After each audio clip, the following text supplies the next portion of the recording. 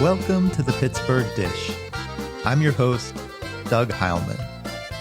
How did the idea of a humble gyro shop turn its owner's life around?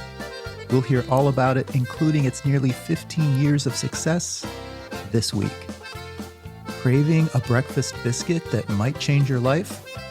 We'll talk with Ashley Cesarato and find just the place. And if the grill isn't your thing for the season, we have a shredded beef recipe with Salvadorian flair in our recipe of the week. All that ahead. Stay tuned. Thanks for listening to the Pittsburgh Dish.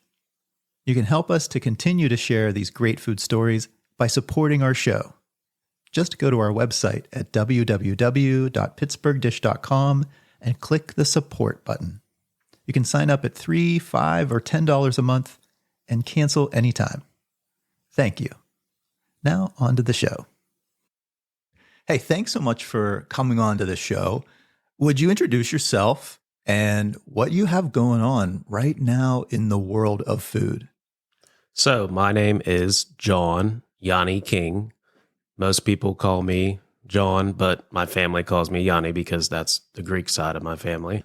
So right now we have a gyro shop in Robinson. It's called Olympos Gyros and Catering.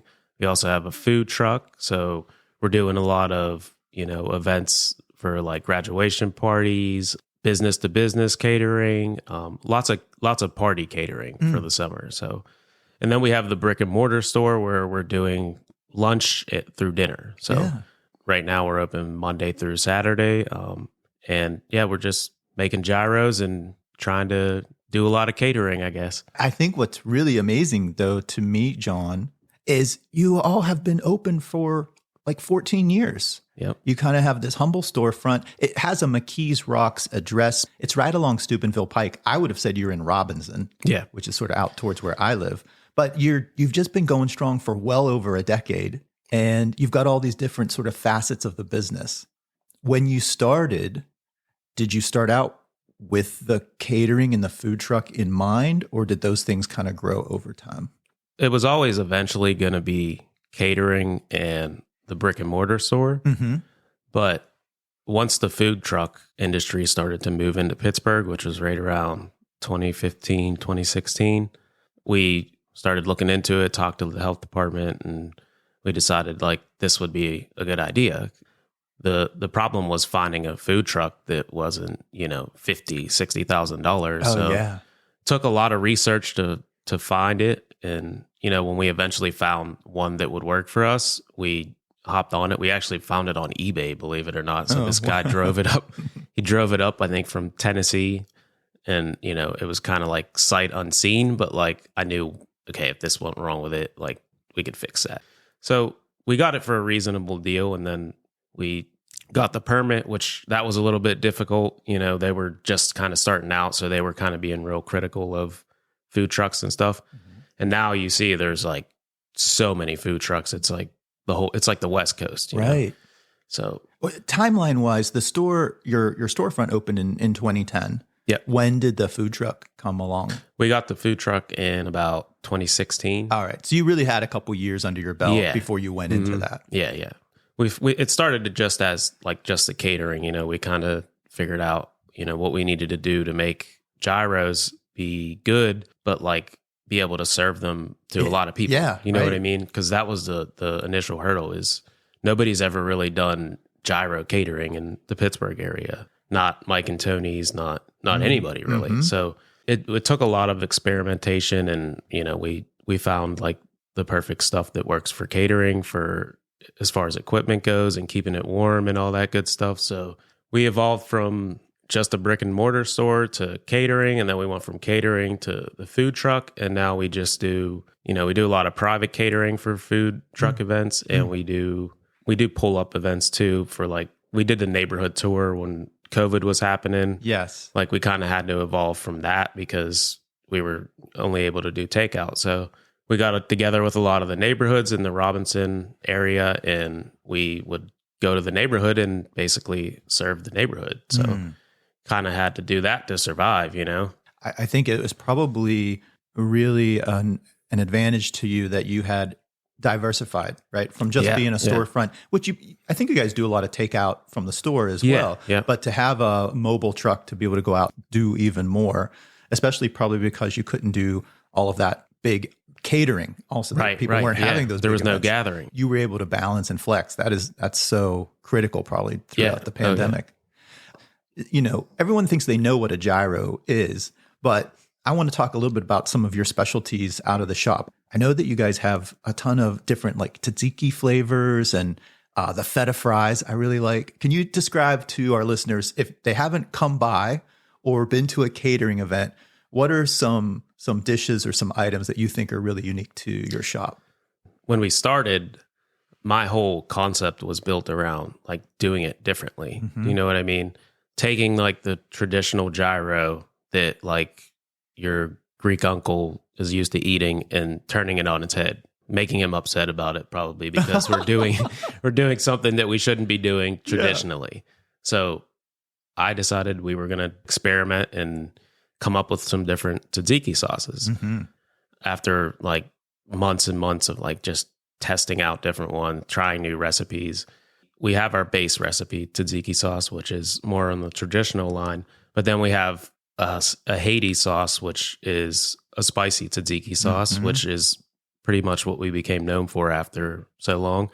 And then from the spicy tzatziki sauce, we want to habanero Haiti sauce, which is like a spicier version of the tzatziki sauce, which is becoming more popular than the Haiti sauce. So. Oh, that's so interesting. It's almost like you got your own, it's almost like a hot sauce brand or something too. Yeah. Like, you know, if folks don't know that, you know, tzatziki is that yogurt and cucumber, but you're adding some different things in there to give it a little bit of heat. I love it. Yeah. And we have other versions of it also, like ranch and, you know, but we partnered with Licaris olive oil, and they developed a chili oil for us. Wow. So like that's, you know, that was one of the things we decided would be good to go with the Haiti sauce. Rather than using regular olive oil, we have a chili oil. So that's one of the ingredients that's in the Haiti sauce. So if you guys want to make that, you have to come and get some chili oil from us.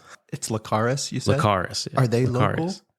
Yeah, they are local. Yeah, they started in Greece, and I guess they moved over to here, and their whole process is over in Greece. So everything's made there. It's like organic olive oil, the best quality olive oil you can get. They won all these crazy awards, and they then built a facility in Bethel Park, I believe. So now they're moving some of that here, but everything comes straight from Greece. Wow. So yeah, they're a good company. To definitely check them out. And I would also encourage listeners to go ahead and check out your website, because when we were talking about the catering too, people can get an idea of, you know, what you can do. So it's not just the traditional gyro meat and fixings, but you guys do chicken, and steak, and a whole bunch of other stuff.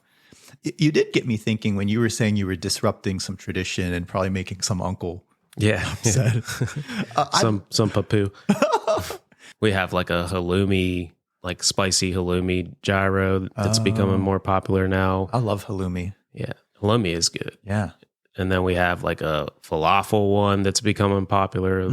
Like a lot of people seem to like that. And then we've even made a gyro without the pita, and instead used like big romaine leaves as the pita. And that's something that's people are starting to like too. Yeah, you're getting into the low carb lettuce wrap version of the gyro. We just kind of was like, I don't want to eat so much bread today because it's hot out, so I'm going to try this, you know. And it ended up being good. My wife actually was the one that came up with it, so I had to give her the credit on that one. So you were talking about the chili oil company. Are there any other locals that you get some of your products from? Yeah, we like to use a lot of the, you know, local companies that import things from Greece, like Salonika Imports down in the Strip District. Yeah, we've been dealing with them since we opened, pretty much. Oh, yeah. I've had their olive oil. A nice little shop. If somebody hasn't stopped in there. Yeah, Chris Balearis, he's awesome. Been dealing with him since we opened, and yeah, he has a lot of great products down there. If you want official like Greek teas or olive oil, like you said, he makes his own olive oil. And I believe he even carries Licaris olive oil there also. So nice. All the Greeks know each other one way or another. We're somehow related, or somebody's related to our family. It's just like, you can't go somewhere without them being like, oh, I know your papu's uncle's aunt, you know? So you have me thinking about family. So I'd love to take a step back and talk about how you grew up and how family has played a role even in the business. Are you a lifelong Pittsburgher? Yeah, I actually grew up in like Southside area. Okay. My uncle, he basically started Mike and Tony's, like the original wow. Mike and Tony's that was in Southside. Yeah. My uncle George, actually, his sons were Mike and Tony. So Okay. he started the original gyro shop down there. So I grew up around gyros pretty much my whole life. Yes. Lived in the South Side from the time I was a kid till about 14 or 15. Mm-hmm. Then from there, I lived on my own at one point. I was 15 through 17. Oh, my goodness. So I was living in Southside, getting in all kinds of trouble, you know. Uh-oh, a little bit of unsupervised. A little bit of unsupervised gyro making, I guess. Oh, my. But I did see you had a business partner that you started with, Chris. So can you tell me, is that a relative? I was raised by my grandparents, and Chris is my grandfather, technically. He's your grandmother's second husband. Gotcha. But, you know, we're not blood related, but he was been my mentor, like father figure, grandfather, Papu. Okay. That's what everybody calls him. Even people at my business, they all know Papu. They always ask about him. And in Greek, Papu is grandfather. And correct. Grandmother is Yaya. Yeah. Right. Just we're filling people in case they don't know their Greek speak. Right. Yeah. You're going to learn a lot of Greek speak. Yeah. So you got into a little bit of trouble, and it sounds like maybe your grandparents and your grandfather helped get you out of trouble and kind of on the right track, right? Yeah, I was getting in all kinds of trouble living in Southside, like doing things I wasn't supposed to do. And my grandfather was like, you know, this is enough is enough. You know, you can't be living on your own, doing what you're doing. So he came in, took me out of Southside, and was like, that's it, you're done here. You know, I just lost my best friend. Like, he was 16 years old. He was, you know, he knew the route that I was heading in, you know? Okay. So from there, went out, moved to Canonsburg, actually. Okay. So started over, was still getting in trouble up until the point I was about 17. And then I made some mistakes, ended up getting arrested about a month after I turned 18. So, talk about bad timing. Bad timing. You know, maybe good timing, depending on whether you look at it. I was going to say, so you get arrested. Some things aren't looking so good. Where does the thought of this business start then for you? So I was actually doing 11 and a half months in jail. And wow. I decided it was a good idea to be a marijuana salesman, not door to door, but, you know, doing things I shouldn't have been doing. So caught the adult charges, just turned 18.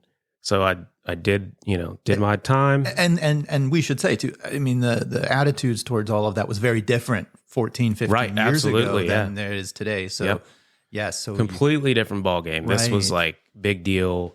I don't want my kids to be around you type person because you're dealing with that kind of stuff. Mm-hmm. Now it's completely different, you know. Exactly. It's not really frowned upon anymore, right? To say the least. We're not exactly in a legal status in Pennsylvania, right? But we're moving towards Amsterdam. Exactly, you know? We're almost there, near California and Colorado. Mm-hmm. But you know, get in trouble, go to jail, and then I end up telling myself, I'm not going to let this define me. You know what I mean? Right. Like, I want this to be something that pushes me to not get in trouble anymore. Seeing the route my friends were going, so I decided I was going to come up with a business plan, and when I got out, I was going to pitch my grandfather on, let's open up a business. You know, we didn't have a ton of capital, so we had to do a lot of the work ourselves. Like, anything that we couldn't outsource, we did it ourselves. Oh, wow. And he was he was a general contractor, or like a laborer, floorman type career. So he knew a lot of these things. He knew how to do a lot of the things that we needed to do. And we built it out ourselves. And then we went and got a business loan and told him, listen, I'll pay back every single thing and interest. And he was like, took a chance on me. And from there we went, and here we are 14 years, almost 15 years later. What a story, and I know, kids can go through such a sort of a rough time. Rebellious stage. Yeah. You know what confused, not knowing and consequences. You come out, I did some bad stuff. Maybe I have a record. I don't know where I'm going to work. You just kind of created your own path, really leaning on your family to kind of help you through that. Yeah, absolutely. Like, I don't know if If he hadn't have done what he'd done that day, I don't know where I would have been. You know what I mean? Yeah. He literally picked me, made me leave. He was like, just randomly showed up. It's like, hey, I'm bringing some food, and then he was like, you're coming with me. This is from the South Side? From the South Side, And he basically took you to Canonsburg. Right. He took me to Canonsburg. Okay. But it took me getting in trouble to really like put things into perspective, It's life altering, Absolutely. Unfortunately you end up with a record and whatnot, but like you got to be accountable for the things you do, right? You can't just expect to not ever be accountable. Mm-hmm. So amazing story of where you are today. Again, your business has been open 14 years. Are we coming up on 15? Or? 15, it'll be 15 on January 20th. Congratulations. Yeah, so that's a huge, huge milestone. Mm-hmm. Doesn't feel like that long, but... No, but it really is. Yeah. And a lot of businesses, especially a lot of food-based businesses, never last quite that long, or you've really got to be dedicated. Yeah, definitely. And you've been surrounded by family. You're married now. You have a daughter? I have a 7-year-old daughter, Iris. She's the best. And it changes your perspective on why you're doing all the things you're doing. Oh, absolutely. Yeah, you hit when you have a child, you definitely hit a whole new grind mode, I guess. Yeah. This is John King with Olympos Gyros and Catering, or Yianni, and this is the Pittsburgh Dish. Thank you for listening.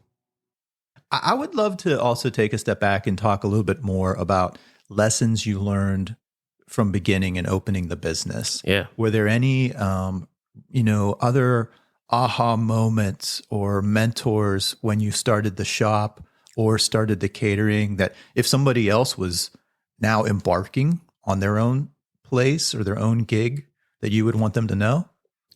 If you're planning on opening up your own business or getting into a new venture, expect it to be a lifestyle. It's not a you just hand it off and let other people do it for you. Like you have to put in the work. You got to put in the time. Like we put in so much time, like the first 5 years working every single day, like open to close pretty much, Of course. And then eventually bringing on employees and trying to get them to follow your lead. And you just kind of have to be prepared to live a lifestyle of whatever it is you're going to do. Mm-hmm. Everybody's situation is different, but yeah, I would say that would probably be the number one thing. Is you've kind of got to prepare yourself, right? Be there, be committed. Be committed to it because, you have to want to do it. You have to, be passionate about it because when you're passionate about something, you're not going to be really working, right? You're going to be doing something you like. Mm-hmm.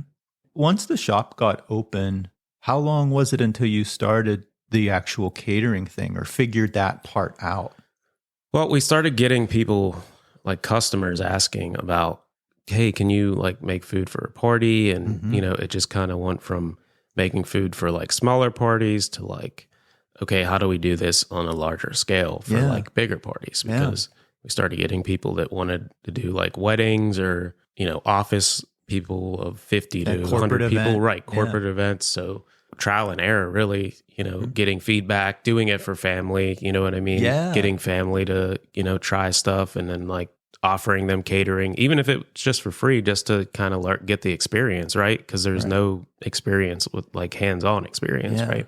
What are some of the big challenges of the catering? It's about keeping stuff hot, keeping it in like a fresh kind of way. Like keeping it in the state that you want it to be in for the process of eating it. Yeah. Because if it gets cold, especially gyro is like the same. It's not the same. No, it's not the same at all. Even if it gets a little bit cold, it's completely different. It's nice. Hero to zero. It's 0 to 0, right. Some people call them heroes. I know. I think that's why they call them heroes, from 0 to 0. That's the exact, but you couldn't have said it better. Well, and let me ask that. This is sort of a sidestep. Gyro, gyro. I don't think I've ever called it a hero. What would your family say is the right pronunciation? Oh, depends on who you talk to. What side of the family you talk to. Are you Greek on both sides of your family? No, okay. I'm actually, my grandfather was Lithuanian and my grandmother was Irish. So okay. I have that side of my family, which they're all going to say gyro. Of course. So, and then you have my Greek side of the family. So they're all going to call it gyro. Okay. Is it an H or a Y or both? It's a Y. Gyro. It's a Y. Gyro. Okay. Gyro. I love that. Yeah, it's kind of hard to say. We get customers. Well, we're Pittsburghers. Yeah. You just say, get me a gyro. I've heard so many different names. I've heard hero. I've heard Kirigoro, or all kinds of different names just from people like trying to say They're trying. it. They're trying. I'm just trying. like, I give you an A for effort. Just call it a gyro. This is why at the end of the day, you just go by John. Yeah, exactly. Yeah. You and I were talking when I was in your shop too, a little bit about the balance of the food truck. So we talked a little bit about how it was a good sort of saving grace during the pandemic and the lockdown. But you have also said that it's really been a learning experience, that you most of the time don't just show up or drive up because it may not make money. Right. So how did you sort of figure that out, or what's your method now? So if you're doing a food truck and you're just starting out, it depends on your experience level. Like, of course, if you just want to go and get some experience in, that's always good too. And you're okay with not making a bunch of money, like a lot of people do, like farmers markets and stuff. And they're okay with not just making a bunch of money. Right.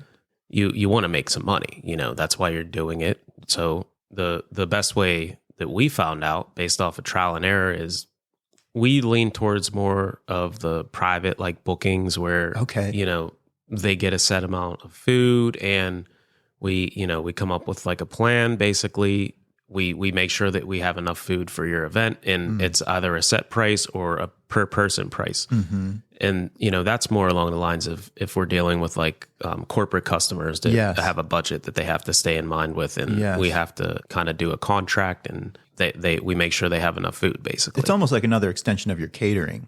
Right. Yeah. It is more of an extension of the catering. At least that's what we try to lean towards, because like you said, you are taking a risk when you go certain places and you show up and you don't know what to expect. Like we did a lot of breweries when we first opened, and some of them you don't make any money, you know, and you show up and you're there all day long and you leave with like $200, and it's like, I just spent like $200 to or maybe set $300. up here. Right. Yeah. Or $300 if you're paying somebody, or things were a little cheaper back then. So you could take those risks.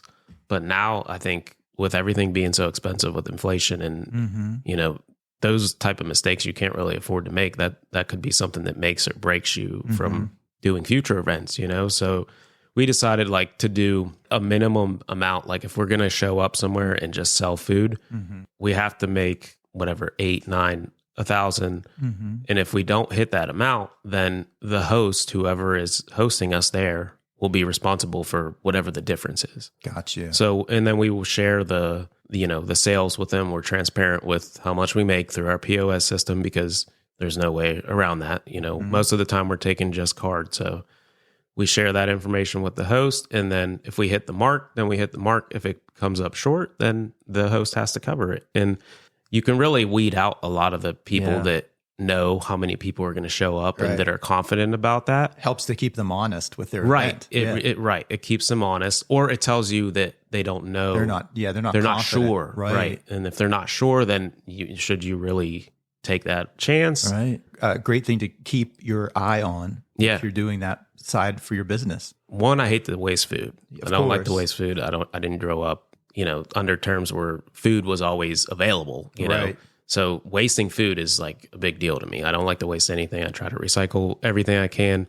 I love the environment. I like doing things outdoors. So I don't like to see people lose money also. So like, you don't want to see somebody go out of business. So cover yourself first before take the chance. Yeah.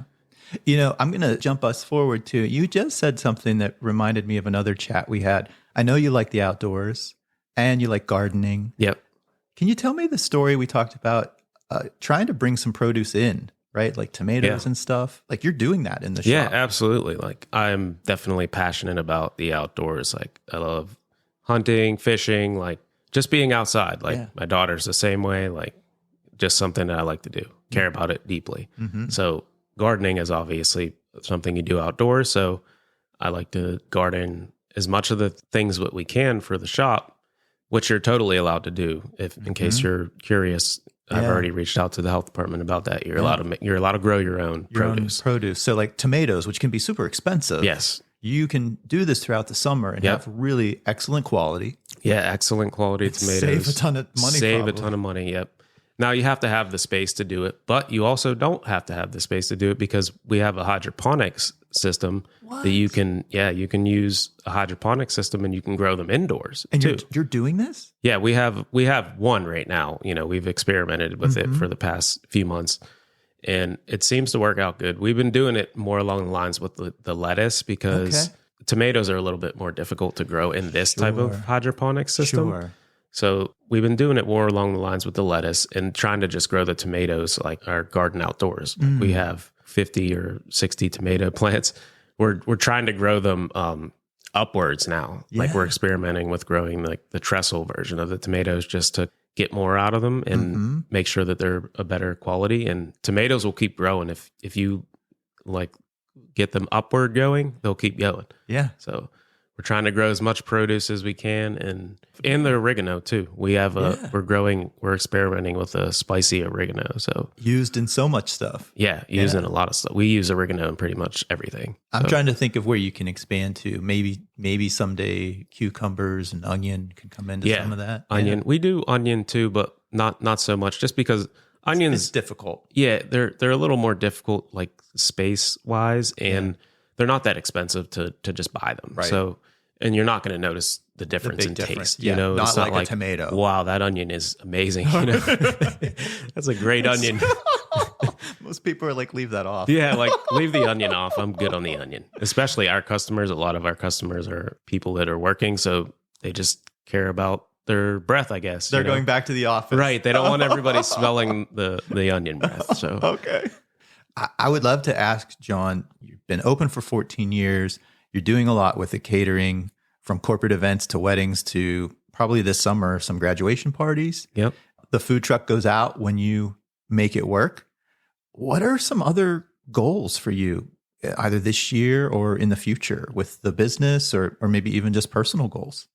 Just continue on expanding into the catering because that's something that I'm passionate about. It's something that I don't know any other gyro shop that did catering when we started it. So I feel like we took part in bringing that to the table in Pittsburgh. Yeah. So personally, I think I would just want to expand growing our own products and bringing our own products, things that we make. You know what I mean? Yeah. Like being able to grow all our lettuce or being able to grow all our tomatoes using more local instead of big companies. You know what I mean? I think consumers today, myself included, we love that kind of stuff. Yeah. You need to be more involved with your community and you need to bring more things to the table and make more things, and especially produce, because your produce comes from far away. Yes. You know? And the more you as a business can actually say, hey, we're doing this ourselves from a local perspective, it just is a win-win. Yeah, absolutely. And it feels good. Like totally. Who doesn't like to be like, I grew this, or I made this, Exactly. Okay. So John, I always love to give you a moment to plug yourself, all the social places and the business. Like, where can people find you and follow you if they're hungry for a gyro or they just want to know more? So you can find us on our website, www.olymposgyros.com. We're pretty active on all our social medias. We're on Facebook, so you can you can Google us, but you can look us up on Facebook too. And we're really more active on Instagram as far as like posting videos and posting content. So our Instagram, that's how I know you guys. Yeah, that's how I found you too. So our Instagram is @OlymposGyros_catering. And then, we're on like some of the other social medias and stuff, but I don't really do the whole TikTok thing, and it's just too much. Not your primary place. Me neither. I'm not there. Too many social media places, and not enough of me to go around. Exactly. Right. Oh, John, thank you so much. And I always have one more question. You know the name of the show. It's the Pittsburgh Dish. Yeah. What's the best dish you've had this past week? Oh, this past week. That's a good question. Speaking of the outdoors, I made So like crab cakes, right? You've had a crab cake before, right? Yeah. So I like crab cakes, and I like experimenting with stuff.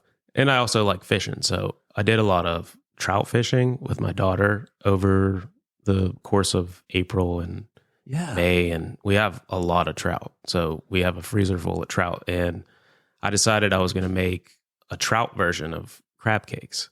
I like this. Yeah. So get it down to the point where it's like crab almost. Yeah, you just have the meat. Yes. Yeah, no bones, Yeah. no scales, none of that. Mhm. None of that skin. Then you mix it with like breadcrumbs and like mayo or whatever your choice is of making how you want to make your trout cakes or crab cakes, and then you deep fry them. So we use like avocado oil because we just like to use the healthier version of the oil. But we had those and dipped them in like habanero Haiti sauce or chili oil, and they're so good. That was something that we had. You need to send me that recipe. I like this I can recipe. definitely send you that. They're so good. All right, John, best bite of the week. Your version of a crab cake, a trout cake. A trout cake. That you caught. That I caught, yes. Or your daughter. Yeah. Actually, she did catch it. And she actually won the like fishing tournament in Cecil. So Nice. yeah, she won like free miniature golfing to, I can't remember what's that golfing place in Green Tree. Have you ever heard of it? Miniature golfing? Forsyth? Yes. Yeah. She won free golfing there That's from winning really the fishing cool. tournament. So we used her trout. I love it. What a great story. John King, I'm not going to say Yianni. Say it again for me. Yianni. Okay. John King, otherwise known as Yianni. I always hear it in the version of Yianni. Like I'm doing something wrong. Oh, like you're still getting in trouble. Yeah, like I'm still getting in trouble. Well, Exactly. thank you for being on the Pittsburgh Dish. Absolutely. Thank you for your time, man. I really appreciate it. It's been awesome trying to share all this experience and story, and have a great day, everyone. Yeah, you too. Thanks so much. Yep. Are you craving a biscuit that might change your life? Well, Ashley Cesarato, the co-founder of the popular Facebook group Pittsburgh Foodies, might just have the place. Hey, everybody. So we're back with our friend Ashley Cesarato. And Ashley, thank you so much for stopping back on the show. Sure. Excited to be here. So Ashley, I was wondering if you've been to any place that's been sort of a standout new like breakfast or brunch spot. I have Wise County Biscuits on the north side. Oh, yeah. Honestly changed my life recently. What? I've Yeah. seen a lot of good stuff on Instagram and I haven't been there yet. Yeah, you have to make the trip. And the great thing is they are actually open on Mondays. The only day they're closed is Tuesdays. Oh, that is good. A lot of places are closed Mondays and Tuesdays. And so you're sort of stymied for a place on a Monday. So Right. that's good to know. Yeah, for sure. So I went there recently and I got the fried chicken biscuit and I added pimento cheese and honey because I love the sweet and salty combination. Oh my goodness. And it was just fantastic. I love that combination and like such Southern things that we don't always hear about in Pittsburgh, like the pimento cheese. Right. And you got to tell me, how was the biscuit? It was so buttery and soft and flaky and just everything that you want in a good biscuit. Oh my goodness. It sounds amazing. It looks amazing if someone hasn't checked them out on their social feeds. Was there anything else you had or that others had that you thought looked like a standout? I had the collard greens too, and I'm really trying to incorporate more veggies into my diet. So, fried chicken biscuit, really no vegetables there. So it was nice to get a veggie side with breakfast. And also the place itself is just so cute. It almost feels like you're just walking into your grandmother's house for breakfast. Oh, that's amazing. And so it's right along like Galveston Avenue. Is that right? Yeah, their address is 911 Galveston Avenue. Okay. Yeah. It's a great neighborhood. And if anyone is in search of breakfast or brunch or just like a really good biscuit, Wise County Biscuits Yep, over in the north side. absolutely. Ashley, thanks so much. Thank you. You can follow Ashley on Instagram at eatingwithashley.pgh. If you're following my personal feed at Doug Cooking, you may know that I am on this season of The Great American Recipe on PBS. We're doing something special in our weekly recipe spot and sharing a recipe from each of the contestants that I had the pleasure of competing against. This week, we check in with Ingrid Portillo of North Carolina with her shredded flank steak recipe. Let's give her a call and learn a little bit more about this dish. Hi, Doug. Hey, Ingrid, how are you? Good. How are you? I'm doing well. It's so nice to hear your voice. Have you ever heard of ropa vieja? I think Like it's called old clothes. Like, legend goes that the family was so poor that they started cooking their clothes and magically turn into what you see there. this shredded beef. So it translates. Yes. I mean, the history translates into something like old clothes that just turned into a magical meal. I love that. Yes. So Ingrid, this recipe sounds so flavorful and delicious. You take flank steak and you like to use a pressure cooker. Is that right? Yes. I love using the pressure cooker. Mm-hmm. It's done so much faster. Yeah. Yeah. If someone wanted to use an Instant Pot and use like the pressure cooker setting, can they do that too?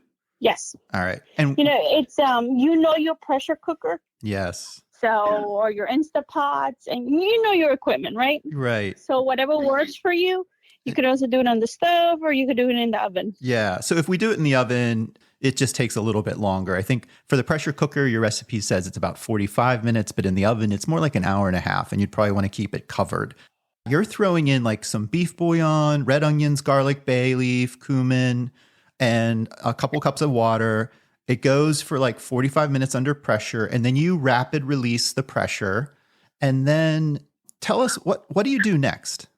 After I release the pressure to let it cool down, to shred it. I usually, I work with my hands a lot versus, using utensils. Yes. But you can also use a fork.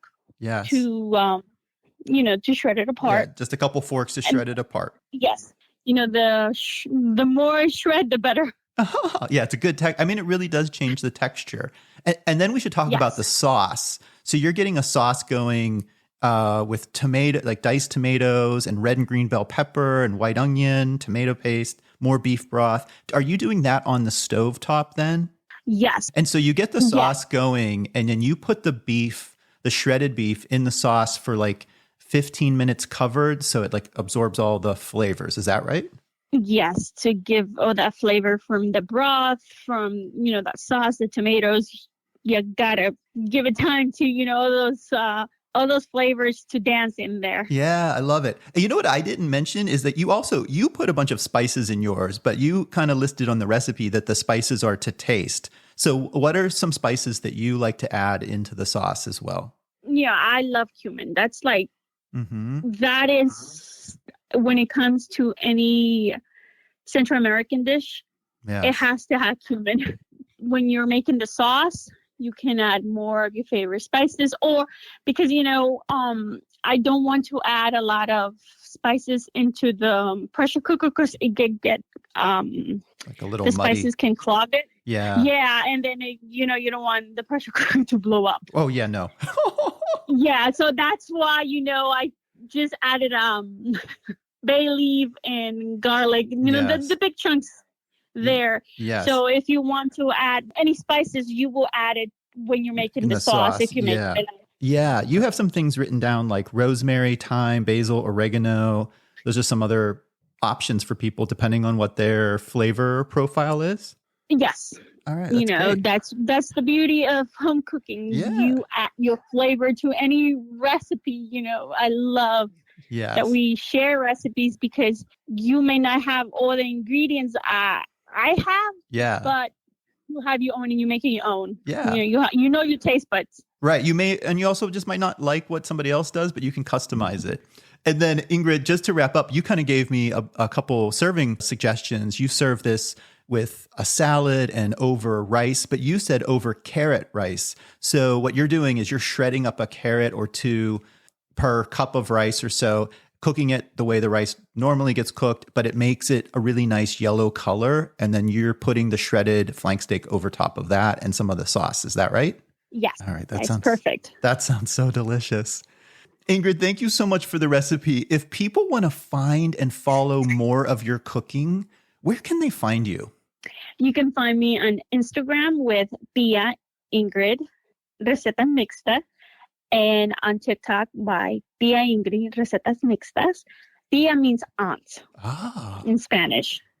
When I put one of my recipes online, it's like, I want to be your aunt. Yeah. I want you to feel like you're coming to your tia's house. So that's kind of where I took the name from. Oh, I love it. So you want to be the auntie to everybody. I love that. Yes. I was born in El Salvador, but I grew up here in the U.S. Mm-hmm.